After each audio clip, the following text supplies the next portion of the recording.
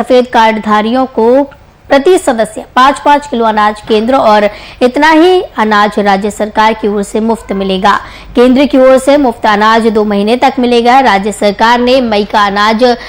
सभी 8.71 करोड़ लाभुकों को मुफ्त में देने का ऐलान किया है। लिहाजा पीला कार्डधारियों को मिलने वाला 35 किलो अनाज और सफेद कार्डधारियों को प्रति इकाई 5 किलो अनाज अब फ्री में मिलेगा। ये केंद्र की ओर से मई और जून महीने में प्रति लाभुक 5-5 किलो मिलने वाले अनाज के अतिरिक्त होगा। तो कहीं ना कहीं अब जिस तरीके से सवाल खड़े किए जा रहे थे विपक्ष के द्वारा और तमाम लोगों के द्वारा कि यदि लॉकडाउन लगा दिया जाएगा तो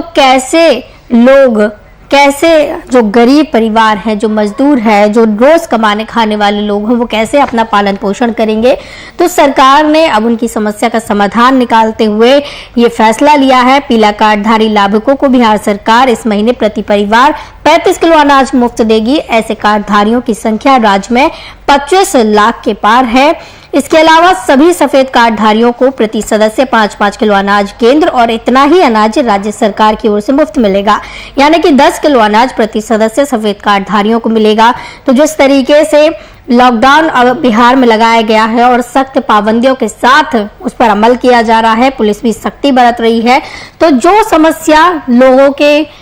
मन में सवाल खड़े हो रहे थे कि आ सकती है, कहीं ना कहीं उसका समाधान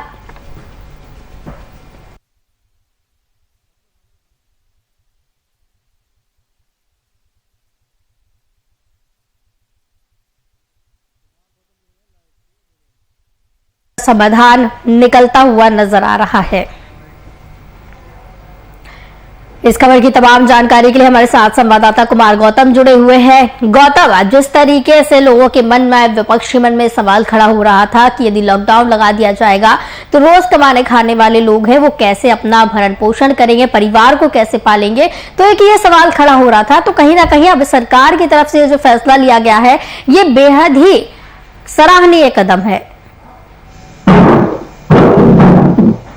बिल्कुल, ये कदम सरकार की तरफ से बहुत ही सराहनीय कदम है और इससे बहुत फायदा होगा, खास करके उन लोगों को जो गरीबी रेखा के नीचे हैं और सीधे तौर पे उनको फायदा मिलेगा। एक तरफ जहां पे लॉकडाउन की स्थिति है पूरे बिहार में, आप देखिए कि वर्तमान जो स्थिति है उसमें आप घर से बाहर नहीं निकल सकते, तमाम जो चीजें बंद है और तभी संक्रमण से आप लड़ सकते हैं, तभी आप कोरोना के इस ग्राफ को कम कर सकते हैं। लिहाजा सरकार का जो फैसला है बहुत इंपॉर्टेंट है और खास करके केंद्र सरकार और राज्य सरकार दोनों के सहयोग से जिस तरह से अनाज हर घर तक पहुंचाने की जो कवायदे हैं, राशन हर घर तक पहुंचाने की जो कवायदे हैं उसमें तेजी आएगी और खास करके जो पीला कार्ड धारक जो हैं उनको सबसे ज्यादा फायदा होगा। पहले भी सरकार ने अनाज जो है वो देने की बात कही थी, 5-5 किलो अनाज के तौर पे आपको मिलेगा और इसके अलावा जो योजनाएं चल रही है उसका भी अलग से आपको लाभ मिलेगा। लेकिन इस तरह से एक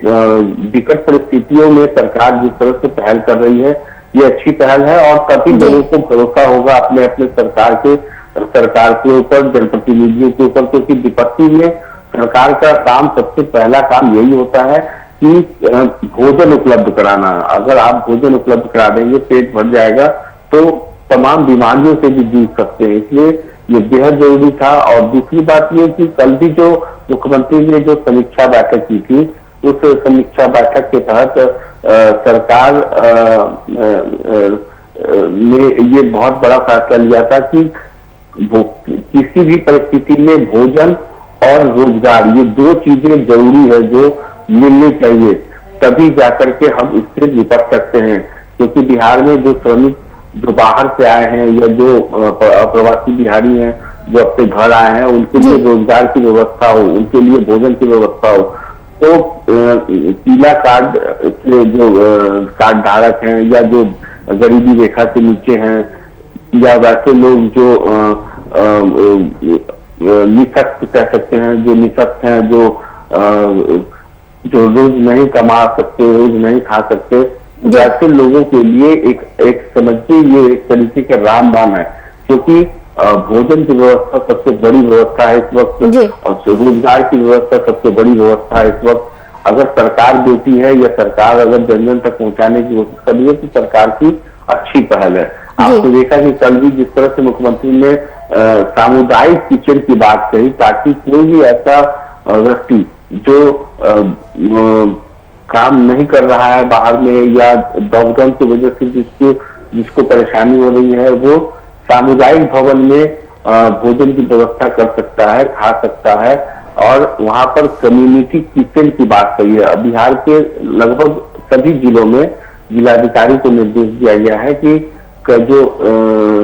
कम्युनिटी किचन है उसके जरिए लोगों को बेहतर भोजन की व्यवस्था कराई जा सके। तो कहीं ना कहीं ये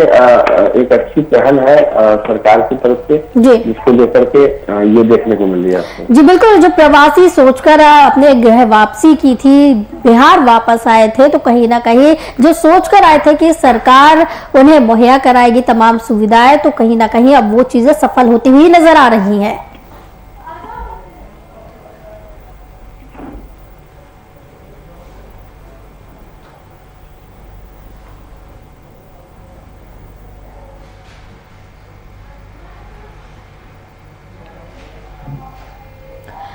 गौतम, प्रवासी मजदूर जो बाहरी राज्यों में रह रहे थे वो वापस आए हैं, बिहार वापस लौटे हैं, तो कहीं ना कहीं जो सोचकर वो वापस बिहार आए थे कि सरकार उन्हें तमाम सुविधाएं मुहैया कराएगी, रोजगार को लेकर सरकार बल देगी, और जो खाना पीना है, भोजन है, उनको लेकर सरकार बल देगी, कोई ना कोई सुविधा सरकार की तरफ से मुहैया कराई जाएगी, तो कहीं ना कहीं अब वो सफल होता हुआ नजर आ रहा है।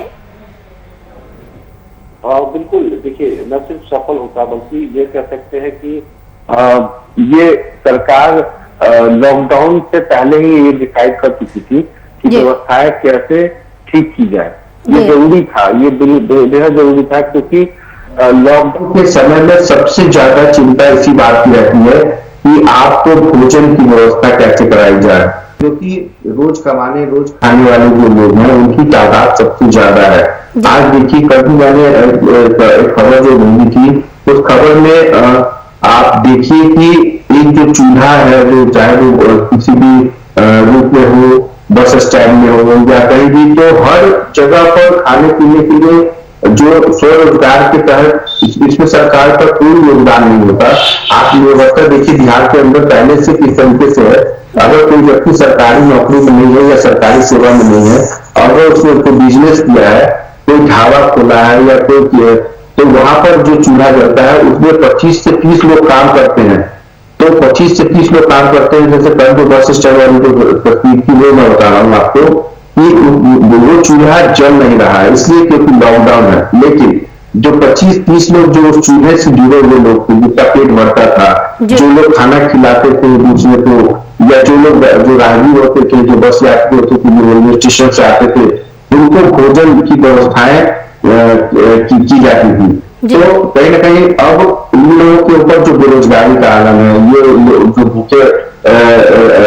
रहने की तादाद पर है, तो ऐसे में सरकार यदि राशन देती है या जन जन तक राशन कार्ड राशन पीडीएस के जरिए पहुंचाती है, तो उसका बहुत फायदा मिलेगा। और 5-5 किलो का पहले तो केंद्र सरकार और राज्य सरकार ने 2 दिन पहले ही कहा कि हर लोगों तक जो भी कार्ड आधार कार्ड के जरिए या जो पीला कार्ड है उसके जरिए 5-5 किलो का अनाज मुहैया कराएगी, ताकि अपने परिवार का भरण पोषण कर सके। दूसरी बात, सामुदायिक किचन है, जिसके जरिए भी आप वहां भोजन कर सकते हैं। मतलब हर जिले में ये सरकार व्यवस्थाएं इस तरीके से कर रही है ताकि भूख से मरने की कोई ऐसी व्यवस्था न हो जिसके कारण ये सरकार संसार होना पड़े, भूख से मरना किसी को ना पड़े, इसीलिए ये इस तरीके की व्यवस्थाएं की गई है। जी बिल्कुल, सरकार अब व्यवस्थाएं कर रही है और तमाम जो असुविधा है उन्हें दुरुस्त करने की भी कोशिश कर रही है। भले ही सरकार ने लेट कर दिया हो सभी फैसले करने में, लॉकडाउन लगाने में लेट कर दिया हो, लेकिन कहीं ना कहीं सरकार अब पूरी तरीके से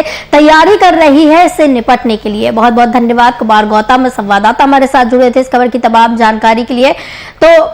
राहत भरी खबर सामने आ रही है बिहार से, जहां पर पीला कार्डधारी लाभुकों को बिहार सरकार इस महीने प्रति परिवार 35 किलो अनाज मुफ्त में देने वाली है। और ऐसे कार्ड धारकों की संख्या अगर बात की जाए तो 25 लाख से ज्यादा है बिहार में। और इसके अलावा सभी सफेद कार्डधारियों को प्रति सदस्य 5-5 किलो अनाज केंद्र और राज्य सरकार भी इतना ही मुफ्त में देगी। तो एक तरीके से कहा जाए कि सफेद कार्डधारियों को भी 10 किलो अनाज दिया जाएगा।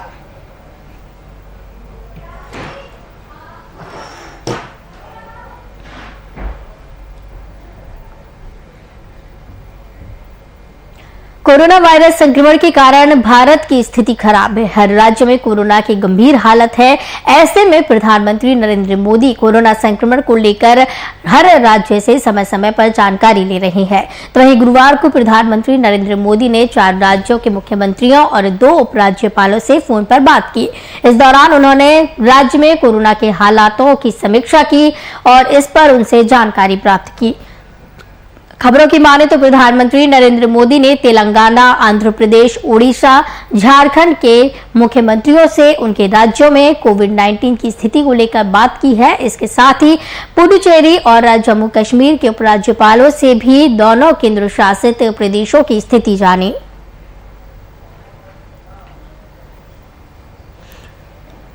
तो जिस तरीके से हालात देखने को मिल रहे हैं, जिस तरीके के स्थिति देखने को मिल रही है, प्रधानमंत्री नरेंद्र मोदी ने समीक्षा की है और राज्यों की स्थिति को जाना है। पीएम ने 4 राज्यों के सीएम से, उपराज्यपालों से भी बातचीत की है। इस दौरान आपको बताते चले कि कोविड-19 की स्थिति को लेकर बातचीत की गई है। आंध्र प्रदेश, तेलंगाना, उड़ीसा, झारखंड के मुख्यमंत्रियों से बातचीत की है, उपराज्यपालों से बातचीत की है और हालात जिस तरीके से राज्यों में चल रहे हैं उनकी स्थिति का जायजा लिया है। भारत की स्थिति काफी खराब कोरोना वायरस की वजह से नजर आ रही है और जिस तरीके से आंकड़े देखने को मिल रहे हैं, बेहद ही चिंताजनक आंकड़े यहां पर देखने को मिल रहे हैं। इसी के चलते प्रधानमंत्री भी अब इस पर नजरें बनाए हुए हैं, तमाम राज्यों में नजरें बनाए हुए हैं कि किस तरीके की स्थिति चल रही है, राज्यों में जायजा ले रही है। कोरोना के गंभीर हालात राज्यों में है। प्रधानमंत्री कोरोना संक्रमण को लेकर हर राज्य से समय समय पर जानकारी ले रहे हैं।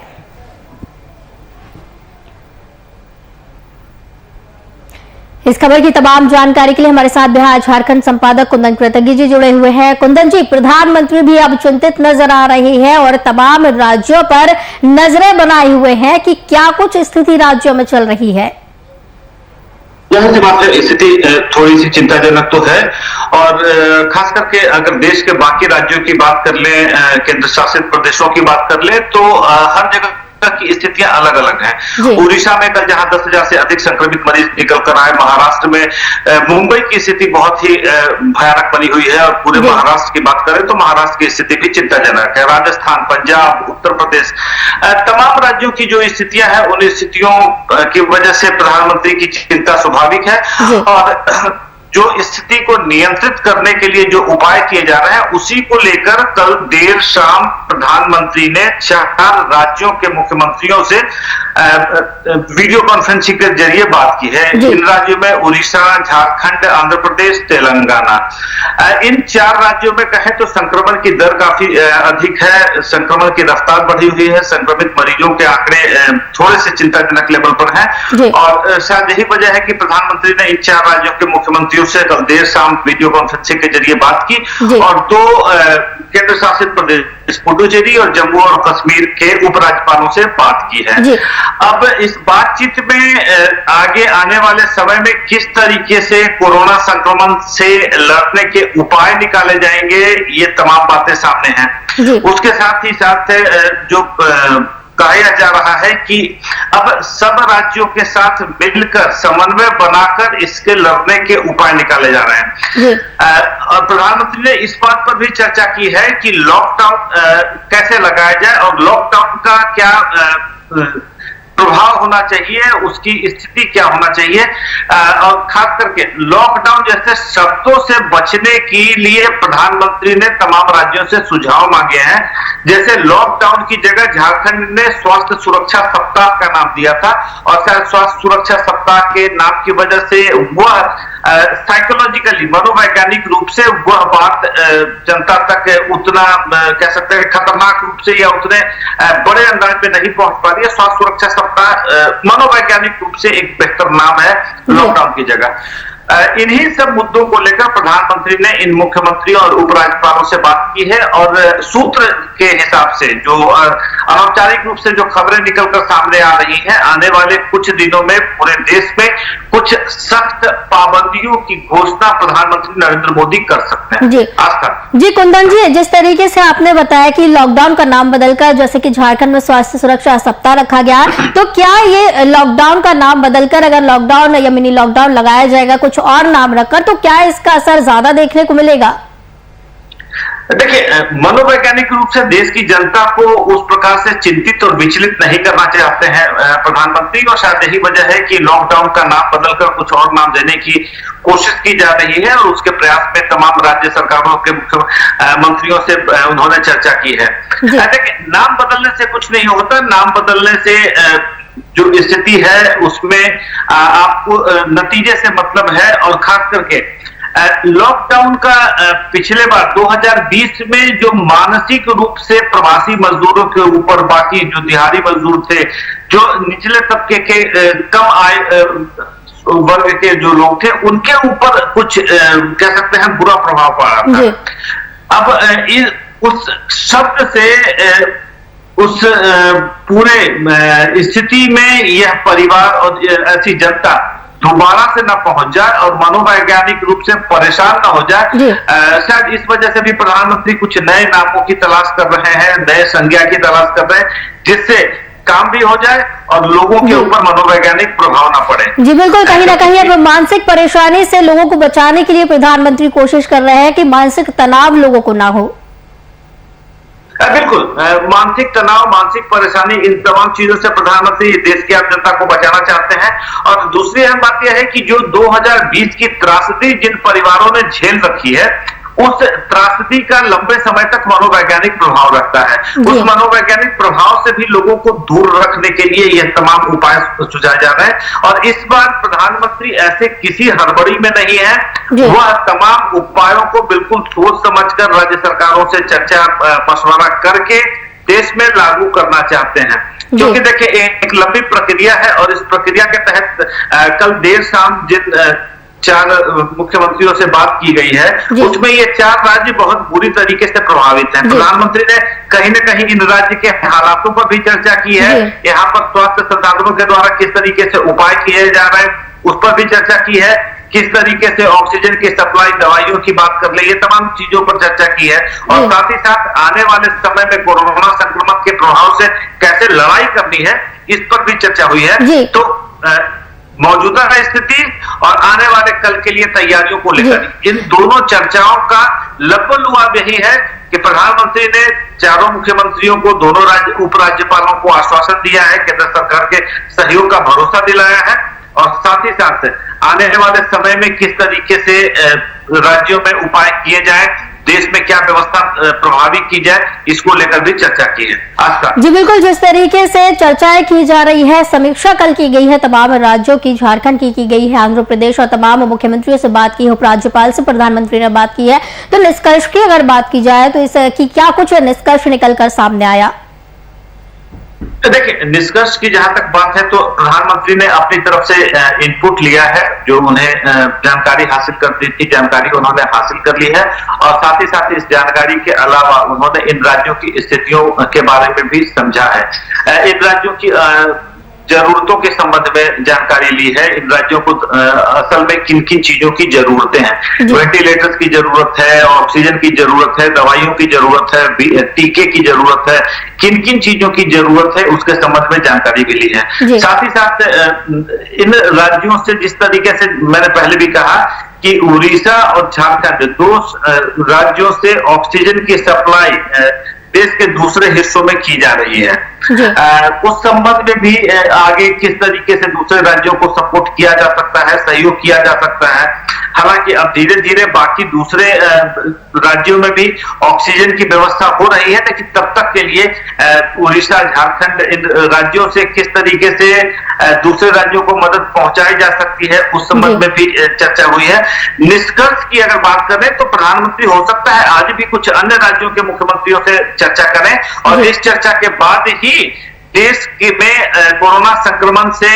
जो लड़ाई चल रही है उसका स्वरूप क्या होगा उसकी घोषणा खुद प्रधानमंत्री करें। जी बिल्कुल, जिस तरीके से तमाम मुख्यमंत्रियों से बात की जा रही है, कहीं ना कहीं अब सभी राज्यों में समन्वय बनाने की कोशिश की जा रही है, सभी राज्य एक दूसरे की मदद कर सके, इसमें कोरोना जो महामारी चल रही है एक दूसरे की मदद से इससे बाहर निकला जा सके। बिल्कुल, देखें अभी की जो स्थिति है उस स्थिति में एक राज्य दूसरे राज्यों के मदद करने के ऊपर ही निर्भर है। अरविंद केजरीवाल ने जहां झारखंड के मुख्यमंत्री को पत्र लिखकर टेलीफोन से ऑक्सीजन सप्लाई के लिए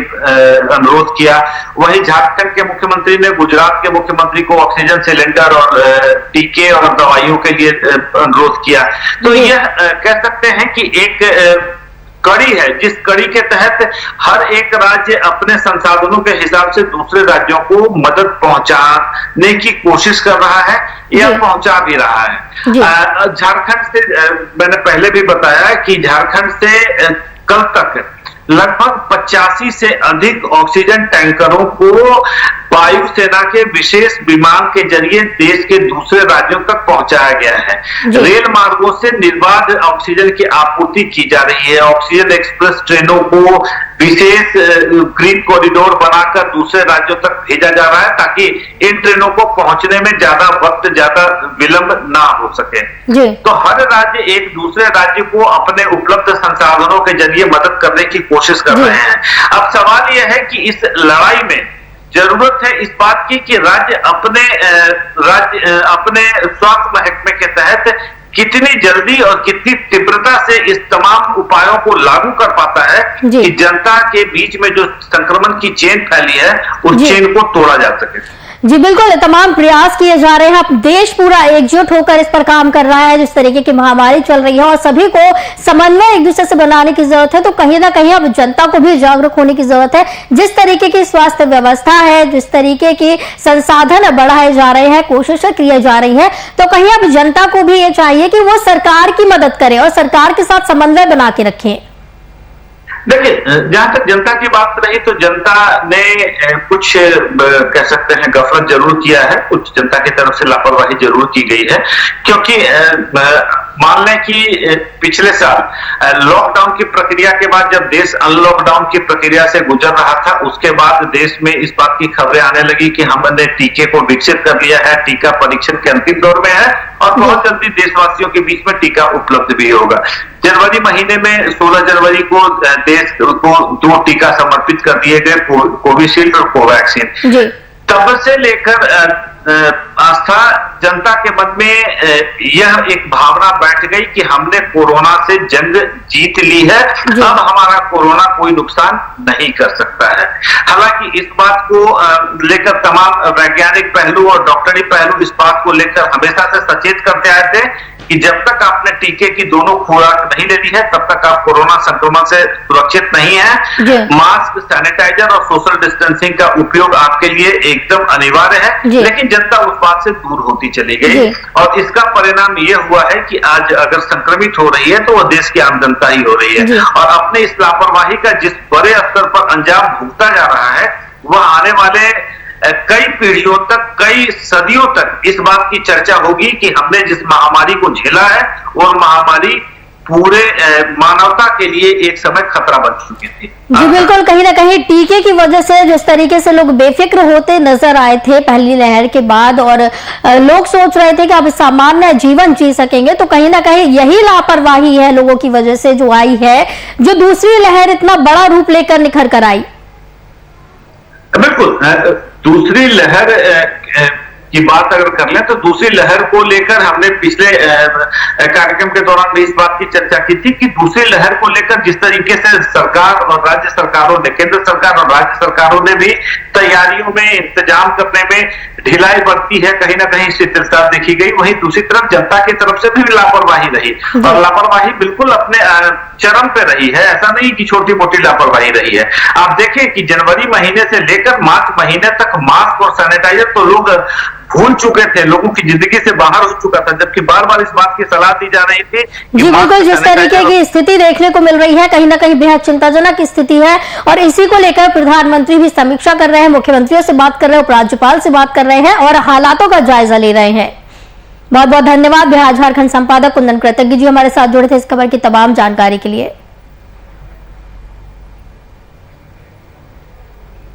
वीआईबी न्यूज के बुलेटिन में फिलहाल इतना ही, मुझे दीजिए इजाजत, नमस्कार।